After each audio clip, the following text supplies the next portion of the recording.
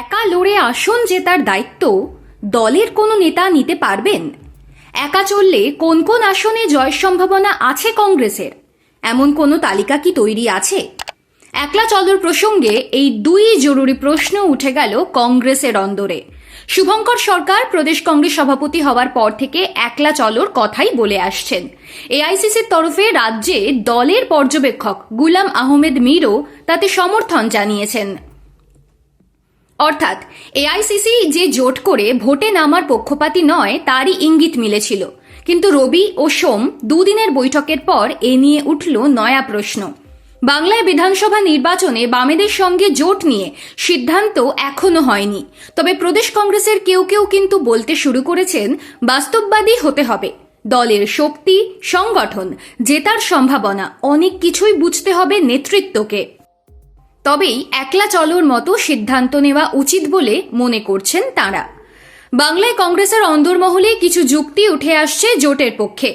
গত লোকসভা ভোটের নিরিখে মুর্শিদাবাদ, মালদহ, উত্তর দিনাজপুরের মোট 11টি বিধানসভা কেন্দ্রে কংগ্রেস এগিয়েছিল, তার সবই বামেদের ভোট ধরে।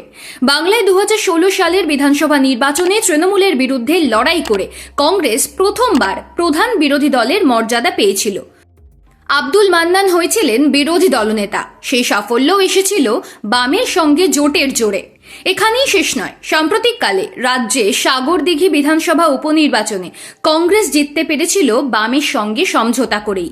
লোকসভা নির্বাচনের পর 6টি বিধানসভা কেন্দ্রের উপনির্বাচনে একা লড়তে গিয়ে ফল শোচনীয় হয়েছিল কংগ্রেসের। তারপর আবার কালীগঞ্জে বিধানসভা উপনির্বাচনে বামেদের সমর্থনে প্রার্থী দিয়ে আগের 6টির চেয়ে তুলনায় ভালো ফল হয়েছিল। তাহলে জোট না করার যুক্তি কোথায় রয়েছে? মেগা বৈঠকের আগে জেলা সভাপতিদের সঙ্গে ভার্চুয়ালি বসেছিলেন শুভঙ্কর সরকার। সেখানেই একলা চলোর পক্ষেই সওয়াল করা হয়েছে, যা আত্মবিশ্বাস বাড়িয়েছিল শুভঙ্করের। মিডিয়ার খবর, সোমবারের বৈঠকেও তিনি বলেছেন একলা চলোর পক্ষেই মত ভারী। সিনিয়র পর্যবেক্ষক এবং কংগ্রেস ওয়ার্কিং কমিটির সদস্য এবং ত্রিপুরার নেতা সুদীপ রায় বর্মনও জোটে না গিয়ে একা লড়াই করার পক্ষপাতী বলেই জানা যাচ্ছে। এই পরিস্থিতিতে কংগ্রেস কি করবে তা নিয়ে আগ্রহ রয়েছে রাজনৈতিক মহলের। সিপিআইএমের সদ্য শেষ হওয়া কেন্দ্রীয় কমিটির 3 দিনের বৈঠক কিন্তু স্পষ্ট করে দেওয়া হয়েছে, ধর্মনিরপেক্ষ ও তৃণমূল বিজেপির বিরুদ্ধে লড়াই করতে চায়। এমন যে কোনো দলের সঙ্গেই জোটে আপত্তি নেই বামেদের। কংগ্রেস কি ভাবছে সেদিকেই নজর রাখছে বঙ্গ সিপিআইএম। কিন্তু নিজেরা হাত বাড়িয়ে বন্ধু হতে চাইবে না সিপিআইএম। বামেদের তরফে জোটের মঞ্চে আসার জন্য সবাইকে আমন্ত্রণ জানানো হয়েছে। কংগ্রেসকেই সেই ডাকে সাড়া দিতে হবে।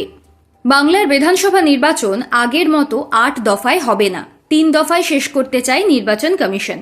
কম সময়ের এই ভোট এপ্রিল নাগাদ শেষ হয়ে যেতে পারে, এমনও বলা হচ্ছে। অর্থাৎ আর সময় নেই, তাই যা করার এসআইআর প্রক্রিয়া শেষ হওয়ার আগেই করতে হবে। কংগ্রেস অবশ্য নির্বাচনী প্রক্রিয়ায় পা রেখেছে। 2 দিনের মেগা বৈঠকের নির্যাস এআইসিসির কাছে পৌঁছবে।